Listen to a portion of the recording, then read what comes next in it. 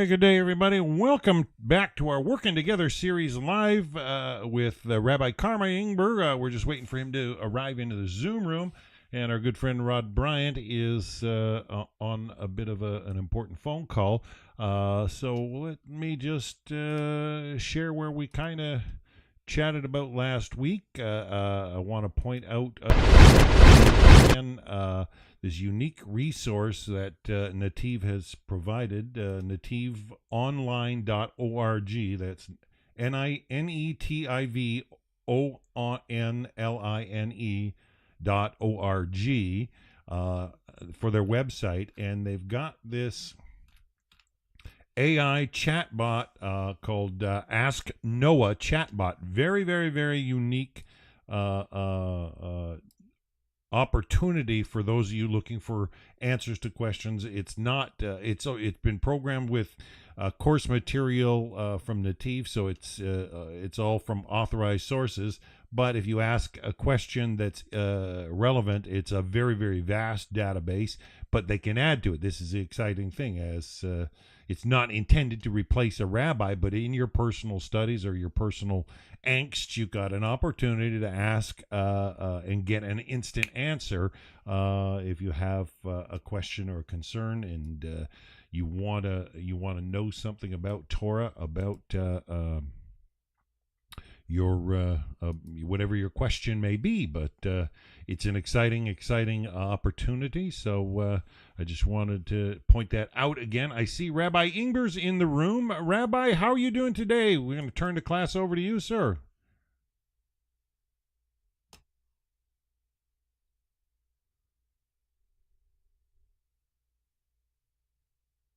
Oh, Rabbi Ingber's got his camera up, but his microphone is not connected.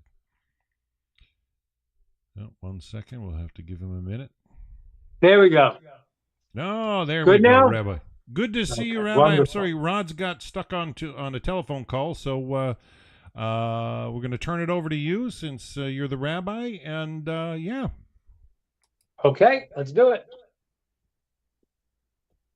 Okay, hello everybody. How are we all doing? I'm Good. All right. So, anyone want to ask any questions and base it on that? If not, I will speak about the situation in the world, because it's getting pretty serious out there. Okay, so anyone want to ask any questions? We're going to jump right in. You want to ask a question? I'll tie it into what we're talking about. Please, David. Hi, Rabbi. Quick question for you. Can you just maybe briefly explain the next 9 or 10 days as far as how things happen within Judaism and the fast that comes up on the 10th? Right. Okay, we'll tie it to the class, because it has to be tied to the class. All right. So will anyone else want to ask anything? Okay, so let's talk about it. Right now, we are the world is in a very, very intense time. It's called a time of dinim, a time of constriction. Now, that's happening on multiple levels. It's happening on one level in terms of the time of the year. This is the month. Today is the new month of Av. In Israel, we're already in the new month. America, you're getting there tonight. And this represents a period of time that is a very a powerful period of time. It is a time where, starting from a little bit less than 2 weeks ago, the walls of the temple, the walls of Jerusalem were breached in both destructions. Discussion about the first temple was in the 17th or not, but the walls of the temple of Jerusalem were breached. And after 3 weeks, took 3 weeks and then 3 days to destroy the temple, holy temple, which happens on the 9th day of the month of Av. So this is a period of time where there is great constriction in the world. The Jewish people, we have many things that we do not to commemorate the destruction of the temple, That is not the Jewish concept of a holiday. There's no commemoration date. It's not what it is. It's we are in the time and we are fixing the same process. Okay? The 9th of Av, the day the temple was destroyed, the day that both temples were destroyed, is the same day the Holocaust started. Okay? For those who are history buffs, World War I started on the 9th of Av, and World War II is a continuation of that historically. Many, many tragedies happened the 9th day of Av. The Spanish Inquisition, the expulsion from Spain, that is, happened on the 9th day of Av, in the times of the temple. That's the day the spies came back from searching the land of Israel, and the Jews didn't go in. And they got frightened, and they cried, and they cried. And God said, okay, this is the day of crying until you are ready to go into the land. I had a person that called me just now, a person from America who's making Aliyah tomorrow. He said, well, what do I do? What do I do? Should I come now?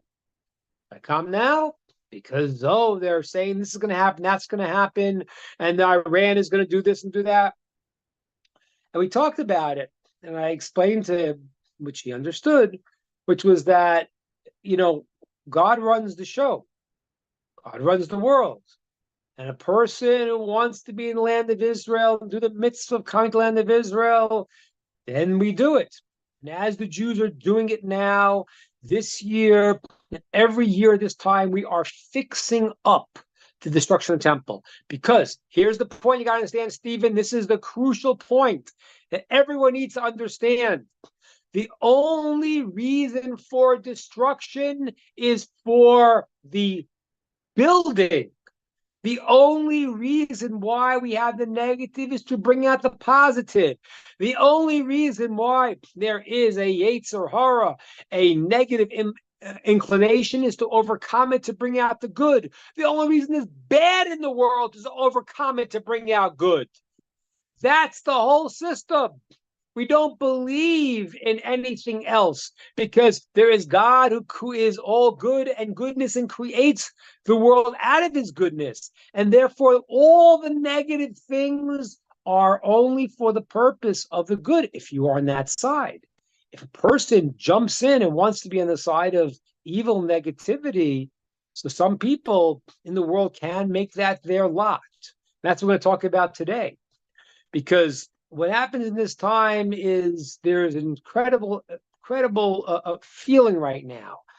The situation with Iran, okay, I set up my bomb shelter. I got it set up. I got the water and the some food in there. Because you got to make your preparations in the world, make your efforts. But the reality is that I believe there's a strong sentiment here amongst the Jews, and I believe we're going to see it, is that God is going to do miracles. Now, has there been times where the decree has been negative? Yep, there has been. But God is still all good and looking for our good. And therefore, this time of year, in these 3 weeks when Jerusalem and both temples were destroyed on the same day of Tisha B'Av, which is starting the month of Av, which starts tonight, here in Israel and America in a few hours, wherever you are in the world this evening. So that is the beginning of this month. That was a month of sorrow. However, the third temple will be built in this month too. And that's what this famous saying was: the Mashiach is born when the temple is destroyed. It wasn't physically born, but it means that the whole purpose of the destruction was the Jews should realize and call out and say, God, we want our temple back. And when that happens, God says, okay, you're no longer crying with the fear of going to the land, and I'm going to bring you into the land. So this is happening right now. This is happening on a local time dimension, and it's happening on a world dimension, because we are closer to the times of Mashiach now than we've ever been. That's a fact. We're today closer than we were yesterday to Mashiach, right? Because what happens is the whole purpose of the world is to bring the world to its rectification, its completion. God wanted us to do that job. And so he didn't finish the job. He left it for us to finish. And we've took turns and twists. But the goal is, and it's guaranteed to get there, it's getting there. Now, you got to understand what's happening right now. Because especially for all of you on this call, and I hope people that are going to see this, like I said to you last week, the reality is that there's various ways that this redemption is going to happen. We don't know yet. It could happen by all the Jews repenting. And even the fear of the enemy sometimes turns the hearts of people to do tshuva, to return to God. There's another way that God says that there's a set time that this is going to happen. And what's happening right now in the world is there is a teaching that says that Mashiach might come when the world turns totally bad. And that one is definitely in the workings, So not to the exclusion of people getting their act together, because the people, the Jews here are doing tshuva, and the Jews here, I feel there's a strong sense of, I don't know, you read the news, they're about to do this, they're about to do this, about to do that. Okay. But the Jewish people trust in God. And that's the famous story, the great King Chizkiah, when he was surrounded by the Assyrian army, he said, "Listen, God, I don't have the power. I don't have like my great grandfather King David. I don't have like the other righteous people before me, King Asa and Yehoshaphat. I trust in you." And he said he was going to go to sleep, and God take care of the problem. And in the morning, when he woke up, the entire Assyrian army was wiped out. Now, this is, by the way, if you know that story in the Bible, in the Book of Kings, archaeology has proven that story. I don't need their proofs, but just those who don't know, that there is something called, they found the stele of Sennacherib. Sennacherib, who was the Assyrian conqueror, they found his diary. Well, the stele of Sennacherib, his diary.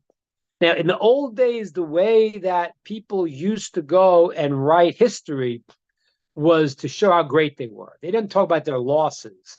They talked about their conquering. So they found Sennacherib's archaeological findings of Sennacherib's diary, the Assyrian conqueror. And he's writing there from one page to page how I conquered this, I conquered that, and I raped and I pillaged and I destroyed. And then he writes, and then I trapped King Chizkiah like a bird in a cage. And then the next entry was, we went to so-and-so place outside of Israel. What do you mean? Every time you describe how you destroyed the city, why didn't he describe how he destroyed it? Because he didn't. Because it was an embarrassment to him. He got wiped out. So there is a sense here, God willing, that this time is another time of our redemption. And as we get closer, there was a period where different decrees happened, but we do see the signs that Jews are being brought back to the land of Israel. And that is a clear sign that this process is going forward and getting close. Of course, it's always going forward, but it's getting very, very, very close. So that's on one level. And on the cosmic level, I say on the monthly level, on the month of Av, right now it's happening. And by the way, I lived in Israel before I went to the States, I lived in Israel for 21 years. Generally, the Intifada started during this time. Generally, that's when there was the most terror attacks. There's a time of when there was, and the Jewish people are fixing it up, and we're fixing it up, and we mourn the temple, and as we mourn the temple and say what we've lost, God says, okay, now it's time to give it back to you. The Talmud says that the non-Jews should be mourning the temple too. I told you before, the non-Jews realize how good it was for them they never would have destroyed it. They would put 24-hour guards to protect it. Because when the temple stood in time of Shlomo, there was no famines, there were no natural disasters. There was peace in the world. And that is what King Solomon wrote in his prayers, that every person from any nation in the world should come to Jerusalem to pray the temple God should answer their prayers. So that's what's happening in the world. Now, what should we all do? What should we all do? Well, as I said to you before, the Jewish people here in the land of Israel are again, there's different people. I told you about the secular people. Some secular people don't understand what it is, but they're still Jewish and they're willing to make tremendous sacrifices for their nation. And whether they realize it or not, they're making sacrifices for their belief in the true Torah, which is amazing. Because some of these secular people, you don't see they're connected, but historically they were. Right? Many stories throughout history. Even that story that Daniel Pearl, the American journalist, who when they wanted him to say he believes in Islam, he said, I'm a Jew, and they killed him. He was taken captive. It was a non-practicing Jew. But deep down, every Jew knows what he is, whether he realizes it or not. So the Jews who are aware right now, the Jews who are the observant Jews, are praying to Hashem using what was the gift that our forefather Isaac blessed Jacob with, a kol Yaakov, the voice of Jacob, that we call out to God and God answers us in our prayers. That's it. That's what we do. The secular Jews and also many religious Jews, because many religious Jews in the armies, the truth is the best army soldiers are religious. By the way, you just know that because they understand what they're doing, understand what they're here for. So many of them are, gathering and preparing for various war scenarios. Now, what happened here with the killing of these leaders in Hamas? The ones who were the masterminds behind the October 7th massacre, both in Lebanon and in Iran. So I want to analyze that with a second for what that means, because it's a very weird idea. It's not necessarily a Torah idea. I guess to certainly to punish the people who committed the massacre is fine. That's good. But there's a real war here, and what is it doing just to kill that one individual? The entire people are being trained. As Elon Musk noticed when he came to Israel, he said it, he's a smart fellow. He said, we really need to retrain these people. These kids at ages 5 and 6 are being trained to kill. That's their place. They're breeding a entire generation of terrorists. So what do you get? What do you gain by knocking off one guy? What do you do? And again, they didn't ask me, and I don't think they asked the rabbis because what government is doing, but they're trying to be this, like I said before, this. I can't call it super moral because it's moral according to the bizarre standards that nobody should live by. If your enemy's attacking you, it's a war. You got to fight back.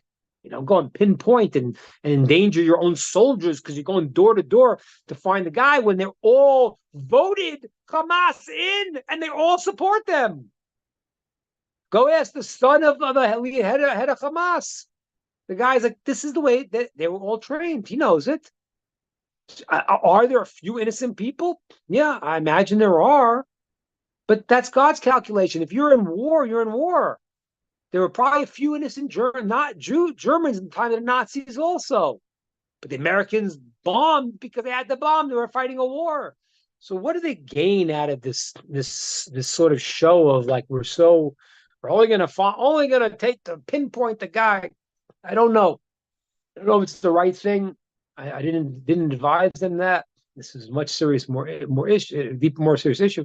But one thing that I think is fascinating here, which is that, and this is what the message they were trying to send, whether it's right or not, I don't know. They're trying to send the message that we know where you are.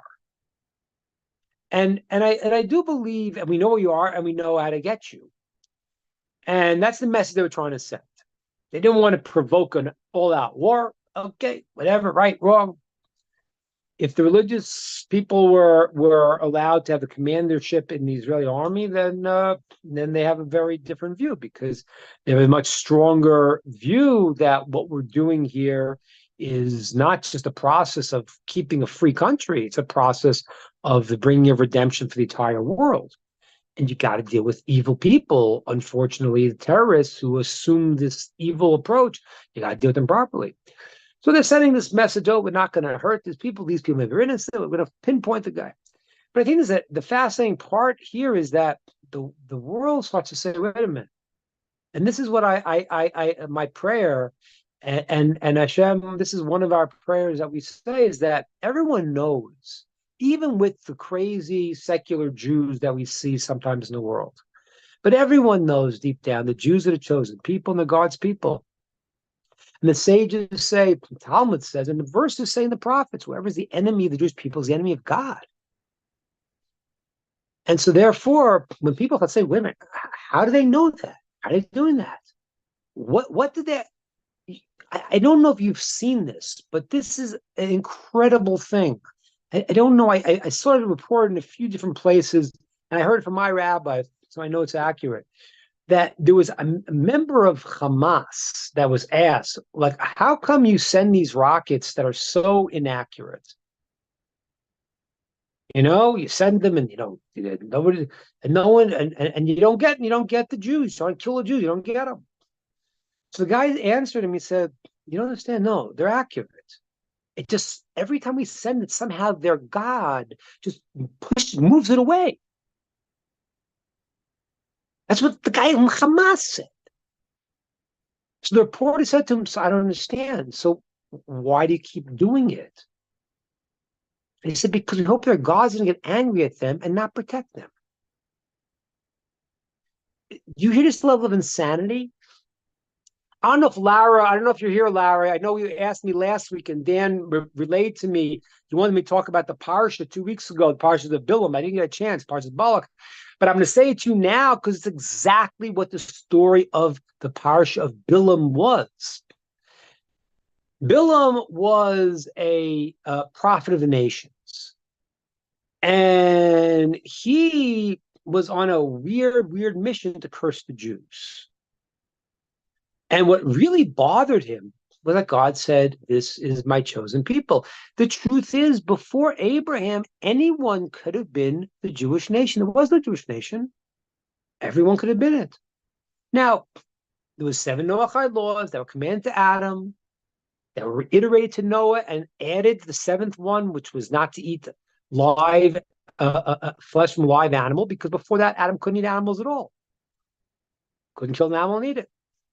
So there was the Noahide laws, and there were people who were choosing to be righteous, and they would choose those that were trying to be very righteous, those that small group that descended from Adam, Shem, his great-grandson, Shem, Ever. Then comes along Abraham, Avram, and then the world is just evil. The world is literally a mess, kind of like it is today. It really is. I mean, it's hard to imagine that when you're reading some of the stories that the Midrashim tell us what was going on during that time, of how these people acted, it literally is like a page out of the New York Times. It's unbelievable. I'll explain what I mean by that. But let me get back to Abraham. So Abraham now he chooses God. So God says, okay, from your descendants, since no one chose me, I put a 2,000 years since the creation of the world, 2,000-year time, but no one's chosen me. Only your children will be the chosen people because you chose me, God said. Now, anyone at that point could have still, when God gave a Torah, could have joined in. They didn't want to.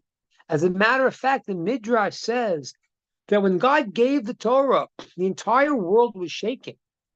And the people already still had a tradition of a flood. They got nervous.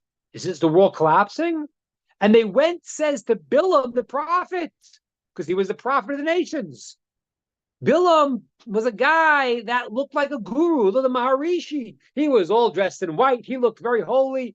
He wasn't such a good guy, but he looked like a good guy. He was trying to be, but deep down he wasn't. And so they said to Billum, what's going on? And he said, don't worry. God's giving the Torah to his people. And they said, good for them. I mean, good for them. Should have said, I want this too. Yeah, as long as it doesn't affect my program tonight. I'm watching reruns of Friends, and I don't know about this Torah business. Let them Jews do what they want to do. So they knew what was going on, and they didn't want. Now God says, okay, whoever wants to keep the 7 Noachide laws, that be righteous, because the 7 Noachide laws are to make you righteous.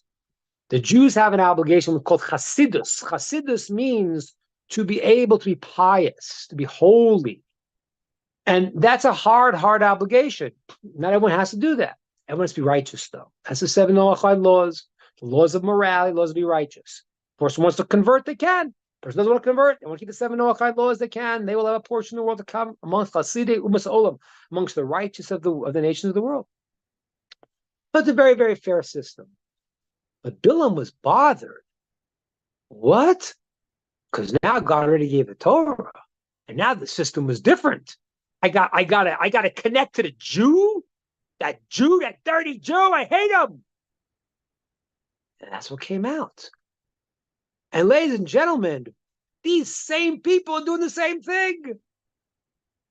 Billum blew himself up and destroyed his whole world because God said, this is my plan.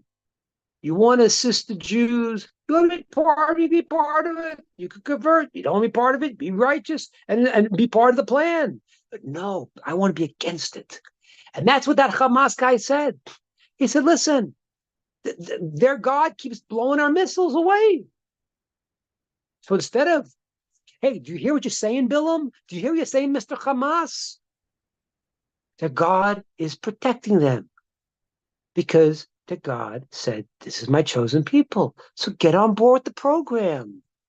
It's very fair. Don't get into this, your haughtiness. No, how could it be? It's not haughtiness, nothing. It's not, I always tell you, it's not an accident that the person that was given the Torah, Moses, his trait that he's called is not the smartest, not the fastest, not the this, not his trait is called the most humble. That's not an accident. Because if you want to get from God, the more you're of a big ego, the more you're there, the less you can receive. So there's not a question of what it is and who gets what. God is good and God is fair and everything he's creating is perfect. So become part of the program. But no, these people dig their heels in and they see what's happening. So last time, the Iranians sent these 500 missiles, and thank God nothing happened. Now, there was a hidden miracle. Unfortunately, and the Americans took some credit. We sent okay, yeah, right. I know. We all make our effort, but you know what? The effort you make is what God says the way the world needs to run to make your effort. But a person with eyesight can see, and a person without eyesight can't see. A person with eyesight says, "Well, how come it always works this way? Well, why is this happening? How does this make sense?" I told you the story of the guy, the Jewish cadet in West Point. And he said to his professor, why do you never teach about the wars in Israel? Is this anti-Semitic or something? He said, no. He said, because they don't make sense. You never should have won any of those wars. We can't teach it. It doesn't make any sense. Okay? So get the point. Get on board. Let's all go. Let's all go build a temple. Yeah, very good. Iran, you can have a place. Hey, everyone have a place. Let's go. But you're fighting God. You're fighting God's people. You're fighting against Hashem. I mean, How do you not see it? How do you have a religion where you see the what you call the old book says that this is God's people? And the multitude of verses says, I will never, Hashem will never, it says in the verse, God will never, ever desert his people. So how do you make a religion so he deserted his people? It doesn't make sense. If you read the first book, you can't put a new book. That's a contradiction. All right, you get what you think. But that's what's going on. So right now, what is there to do? What is there to do? Well, the Jewish people, as we had last week, was they asked a very good question, and I try to explain a little bit concept of the internal system, which is with the Jews' obligation, and the external system, which is the nations of the world. Everyone has a role to play. And you got to understand this. It's like, and it's very important. Like people have said to me, like somebody asked Lara, she sent me a message about someone who asked her, and people try to say the seven Noachide laws make it like Judaism light. It's not. It's how to be righteous. A person who's not Jewish can actually do something that I can't do. You know what you could do? You could eat a bacon sandwich and go do something good and use that energy in a good way. I can't do that. So I can't once I eat, if I eat bacon, it's finished. Can't do anything good with that. But everyone, you gotta roll. Everyone's gotta grab their role. So the Jewish people have to do their mission, and they are doing the mission. They are repenting, and during this time of Av, of this month, we are going and we are moving things to. I'm sorry, I just disappeared. We are moving things to go and to internalize in ourselves how much we are ready to return. We're ready to come back to the land of Israel. We're ready to build the temple. We have our complete trust in Hashem, doing the mitzvahs. We have some Jews that are confused. We've talked about them. Don't fall for the fact that Kamala Harris's husband is supposedly Jewish. What kind of Jew is that? If he's Jewish, I didn't check his lineage, but he's a very, very, very confused Jew. A very confused Jew. But that was the amazing part about Billum, by the way. Billum came to curse the Jews. Listen to this thing, though. The sages say he was only able to see the lowest Jews. And those he ended up blessing. He saw, wow, they're amazing. He saw the low Jews, like people like Einstein, a lowly Jew, a confused Jew, Jonas Salk, who created the polio vaccine, a confused Jew.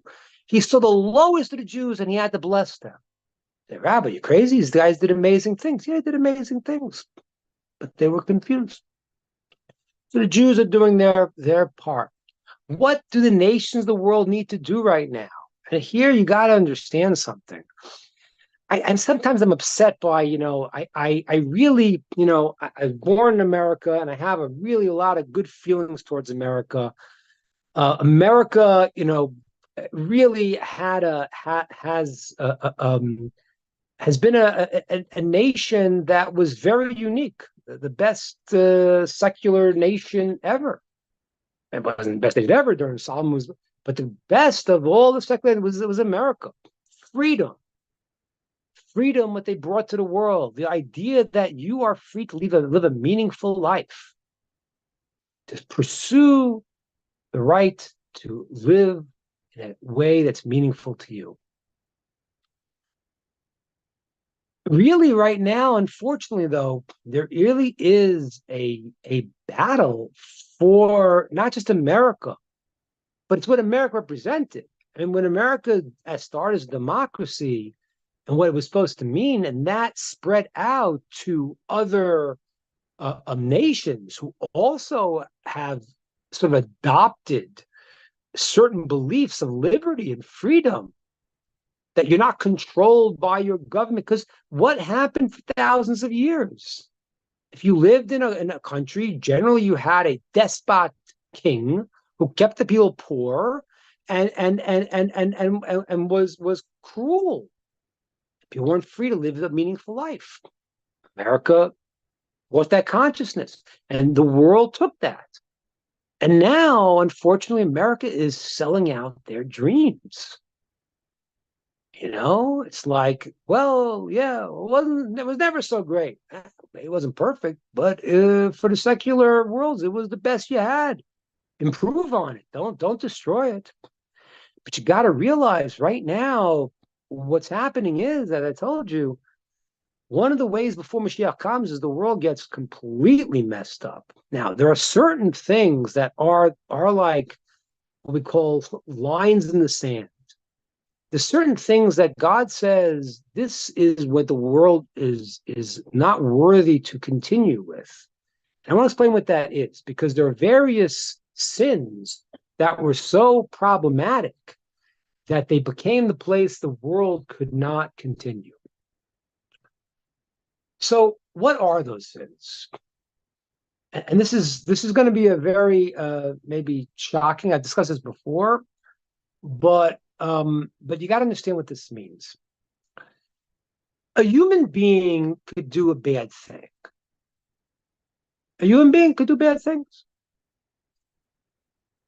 Individuals in a society could do bad things, and that is an individual issue. When most of the society is bad, that's a problem. That's a big problem. But when a society goes and institutes laws and systems that destroy the civilization themselves, that's the line in the sand. That's why when the generation of the flood, they were very licentious. But that wasn't what sealed the deal when they were destroyed. What sealed the deal was a few other things. One teaching was when they started to write marriage contracts between men and animals and men and other men. I'll explain that to you in a second. Meaning that, as you know, I mean, nobody sugarcoat this. This is clear. In the Torah, homosexuality is forbidden. Thing. There's a clear distinction between doing that as an act that an individual does, or a society demanding that is the norm by instituting marriage contracts for that. That means the society is saying this is okay. Abortion. There would be, since 1973, there have been 66 million people that have been aborted. Those babies have complaints, and they have complaints against the United States. There are systems that people put into play that are literally happening right now in America. I heard a very nice, it was a very nice analogy that I heard from Rabbi Mendel Kessin. So if a guy came to you and stuck his hand in your pocket and took out your wallet, he said, "What are you doing?" The guy says, "I want to give charity." Would that be okay? What do you think, David? You be okay with that? No, I'm okay with that. So what happens? You're going to let all the migrants come in, kill your own people. Over 130,000 people have been killed from fentanyl, and you're letting it happen. And then you're going to take the money from the pockets of the people and put them in the hotel. Kamala, you want to give them money? Give them money from your pocket. Don't give them David's pocket. It's theft. It's theft. It's actual theft. This is not what a government has a right to do. A government could create a tax to go and to build roads for the people. But you want to go and uproot your people and then fund something else that you have because you want to get more votes on people to vote for you. It's literally theft. The country is setting up theft. It's unbelievable. Every single thing. I know I can't say this because I don't know, it's hard. Nobody can point to, I can't point to one particular thing. I'm not on the level of prophecy to go and say this caused that. But I heard an incredible thing that from Mendel Kessin, he said that that Hurricane Katrina happened right the day before this holiday I never heard of called Southern Decadence Day. You ever heard of that? You ever hear that? I looked it up. It's a real thing called Southern Decadence Day. It's in New Orleans, where the people do these licentious acts, and the cops don't stop anything. It's just part of the thing. And so your society is mandating and setting up systems that are completely antithetical to creating and maintaining a society. That's a line in the sand. So what do you as Americans have to do? And this, I feel so bad to say this because I always hear people saying, Americans are too smart to be fooled by this stuff. And I hate to tell you, I'm not so sure. I mean, now they got it advertised in Camelot. Kamala Harris 3 weeks ago was the most unpopular candidate in the world, and now she's the Messiah. It's unbelievable. Your media is brainwashing you, and you're like, yeah. And Trump's a meanie afterward. He said that she's not even black. I mean, come on. So I don't know.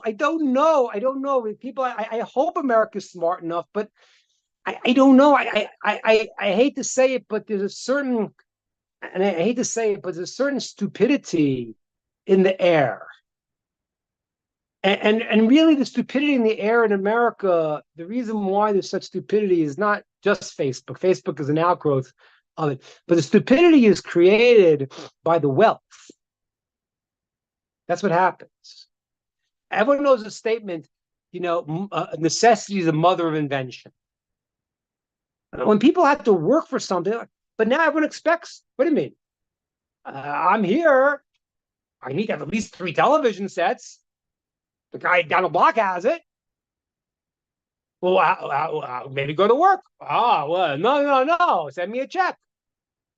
The expectation right now in America is essentially it's all comfort. What's the goal? I heard it from my rabbi years ago, and I said to you before, the Declaration of Independence is a very, very incredible document. It's a very, very good, incredible document. But there's a big mistake. He should never have said life, liberty, and the pursuit of happiness. Happiness is very important. It's a mitzvah to be happy. But your pursuit is for a meaningful life. People misunderstand it. If it's about pursuit of happiness, well, 3 TVs and 3 cars make me happy, so I'm entitled to that. That's my constitutional right. No, your constitutional right is to pursue an ability to live your life properly. No one could stop you. That's the beautiful freedom of America. And that was a great nation. That's something serious. That's something significant. You come along and you say, every man is endowed by his creator. And he gives you the ability to have life, liberty, and to live your life in a meaningful way. That was unheard of in the ancient world. And people have adopted it. It's great. Dan, you're in Canada, and until Trudeau, you almost believe that also. I don't know what that Trudeau guy's been doing. He brings Nazis into the parliament to get standing ovations. I mean, I don't know where this guy is. But what happens is that the world said, wait a minute, this is good. And that's why the founding fathers of America according to their understanding, they try to read the Bible, try to read the Torah. They knew some stuff. That's what they're trying to base it on, right? What's the system? What is the check? What is the checks and balances? Why is there a judiciary and an executive branch and a legislative branch? Well, they looked. They saw there was the Kahuna, right? There was the Sanhedrin, and there was the king, the Melech. They saw there was a system, and everyone had a role in the system, and everyone was guaranteed to be able to express themselves properly. This was the greatness of America. And literally, your country is being thrown into the toilet. I hate to use such strong language, but that's what's happening. That's what's happening. And now everyone's forgetting that they try to shoot Donald Trump. They try to arrest him. They try to because they don't like the way he talks. Because because Donald Trump, when they get him, he was speaking out. If you saw it, that Black Reporters Conference, so they try to trap him there. So when you come after him strong, he doesn't go. You guys saw that interview? They said to him, you all see that? Donald Trump went to the interview, and this lady tried to basically to ambush him, and said, why should we invite you here? You did this, you're that, you're a racist, you're this, you're that. And he said that was the rudest, I'd never heard such a thing. Why did you invite me here after you do it? So he hit back. This is what he does. But it's all right, which is okay. But they're all playing into the same hand. He's a meanie, and she's nice. She's got a spiritual leader, and she talks about this, talks about that. That's not what's going on. What's going on is the values that Kamala Harris was taking from Obama, which Biden, who was a political puppet, was barking out because that's what he did. This was what was happening. Those values are anti-American, and they are the antithesis of what the Torah tells us. And you all got to be smart right now. You all need to be smart, not let your friends get caught up in the illusion.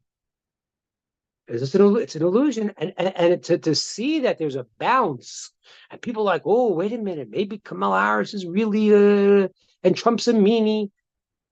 You're getting lost. You need, as the nations of the world, you need to have your voice. You need to save your country. You want America to be on the side of good. That's what you want. America's and Stephen, I know you're in England, right? I believe you're in England. So I don't mean it as America solely. I mean as the values that have already emerged in the world when the world became less of a barbaric place. But now it's going backwards. But just with a lot of phony political hypocrisy. Yeah. I would never speak like Donald Trump. He speaks so evil. I'm all for love and peace. Yeah, I know. And Jeffrey Epstein hung himself. I know. It's like, you got to understand, Trump says what he thinks. And the other politicians, they don't say what they think. They talk word sounds. Look at their actions. You can tell your friends, maybe he doesn't speak so nice, he gets a little angry. But look what was his actions? What was Kamala Harris' actions for the past 15 years in service? Well, what did she do? She supported the bill to go and to not prosecute somebody that steals under $1,000. That is a clear antithesis of the 7 Noahide laws of morality. That's something you can't stand for. So what you got to do now is you got to say, I want to be on the team of good. Billum wanted to go when he said the Jews were chosen. He said, I'm against them. And that's what Iran wants to do. Why is Iran doing this? You just know, as an aside, they're stuck in the Yishmael problem. What's the Yishmael problem? Yishmael was the older son of Abraham, and he maintained that he should have the rights of the firstborn. That's what he maintained. Now, Ishmael, therefore, had a hard time accepting Isaac, and he fought against it. In the end of his life, it says he repented. We know that from the verse because he says that he let Isaac go first. He put Yitzhak first. When it came to bury Abraham, it says Isaac and Ishmael. It means Ishmael was willing to accept his role and be part of the plan. And that's what the Arabs need to do. Don't fight it. There's nothing to fight. You can't fight God. You can't fight God. So what happens is that Billum and the haters of the Jews say, we're going to fight this. We don't want this. But get off that high horse. Be part of the plan. God's bringing goodness and redemption to the world. You want to be on the side of right. Jewish people now in the land of Israel, we're doing our mission, we're praying, and we're going to see wonders and miracles that God's going to perform. And that's going to be, we pray for the Kiddush Hashem, the sanctification of God's name, that they should see those miracles. That's what's important to us. That when God saves and the Scud missile knocked down, falls in the wrong place, or that people will understand that it's God doing it to save his people. That's what we got to do. And what the nations of the world have to see, I want to be part of that mission. And the way I'm part of that mission is I reject the ideas that are counter to that.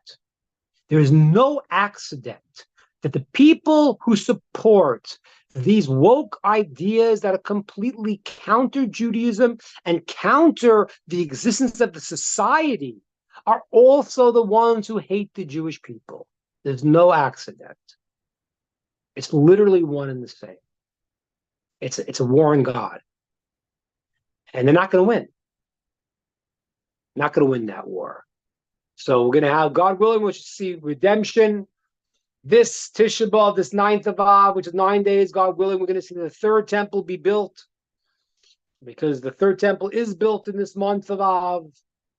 When the temple was destroyed, because the point was not the destruction, the point was to prepare ourselves and rectify ourselves and to yearn for the connection to God, because we don't like being far away. And when we feel that, which we do feel, God's going to bring us back. And I encourage all the people of the world to be part of this, all together, as it says in the prayers for Yom Kippur. It says, "Yatu Shchem echad avdecha." All the people of the world will put their shoulders together to worship and to serve God. Put on the yoke and say, yes, we want to be part of this. I want that to be soon. Okay. All the best. Anyone have any questions?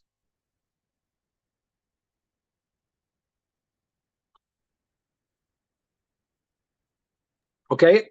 Any questions? None at all? Comments? No, I don't have anything online. We had some young, youthful anti-Semite trolling on YouTube, so I had to give him the boot. Oh wow! How did that go? What was that? Tell me what that was going on there. Oh, just a lot of free Palestine stuff, and yeah, so just eject. I agree. We got a free Palestine from Hamas. Yeah. I want to tell you something here. And this is I'm honestly embarrassed to say this because, the Israeli government is, I guess, the most righteous of the governments because they try to flip over backwards not to kill terrorists. I don't know what, but the whole someday there'll be a religious government and do things right. But the truth is, and this you're not going to believe, but you want to come here, I'll show it to you. I'll take you down the block and I'll show you. It is actually, you have more rights as an Arab living in Israel than you do as a Jew. What? How is that possible? I'll tell you why. Because what happens is when you're an Arab living in Israel, meaning an Arab Israeli, so what happens is you get all the benefits, socialized medicine. You don't pay taxes. You don't go to the army. You don't have regulations. I live in an apartment building because it's regulated. In Arab areas, they build what they want to. I can't go and build, like, it's not like in the States I can go and buy a plot of land and just build something. It's government controlled. The Arabs here have more rights than the Jews do. It's crazy. Shouldn't be like that. But it is. So the whole thing is that the biggest lie in history, the biggest lie it's ever been told. Gaza. We left Gaza 20 years ago. Gaza was a resort. It was a resort town. It was beautiful. My brother used to go there every summer. It was beautiful. The Arabs lived there. Jews lived there. And then the Jews said, okay, we're going to pull ourselves out. And they gave it back to them. You got to understand, it's like giving them Miami Beach. You gave them this beautiful, and instead of turning it into the Riviera of the Middle East, they turned it into a hellhole. And they spent billions of dollars from these idiots to build tunnels to kill people.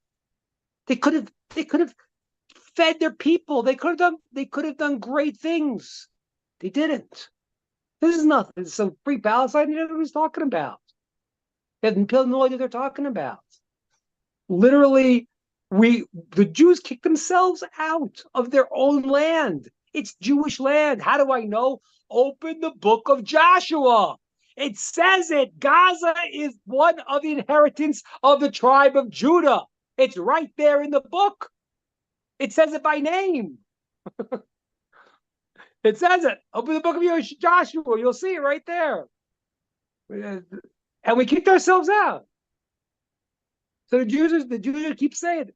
But see, the problem is the secularists don't realize this land has to be, it's Jewish land, and for anyone who wants to come to live as a righteous non-Jew can become a ger toshav, can live in the land. But that means you have to accept the sovereignty, the Jewish sovereignty of the land, and the 7 Noahide laws. You can't live in the land and say, I want to kill them. It's stuff that's obvious, that we all know. Nobody would tolerate it. But America's starting to tolerate themselves. France is tolerating. England's tolerating it, right? Right, Stephen? You got people in the midst, burning the French flag in France. I mean, so the whole world is getting this virus of insanity. So that's the bad news. The good news is that you can't fight a war against God because you can't win. And what's happening is that goodness will reign, and the third temple will be built, and the world will have peace, and everyone will know there's one God, everyone will be righteous, and those who will make their mission to destroy goodness in the world, they will be removed. They will not be part of it. That will be their choice. Okay, everybody. I'm going to sign off because it's 12 o'clock here. And that's Rosh Chodesh. We got a long prayer service tomorrow. Thank you so much, Rabbi. That was wonderful. Thank you, Rabbi. Appreciate it. Shalom, shalom, guys. All right. So, Hashem willing, we're on for next week, Rabbi? Yes, we're on for next week. All right. Thanks. All the best. Okay, folks. So, till next week, we'll be back with more of our Working Together series live from the Netiv group in Houston, Texas, with Rabbi Karmi Ingber, who's in Israel. Till next week, bye for now.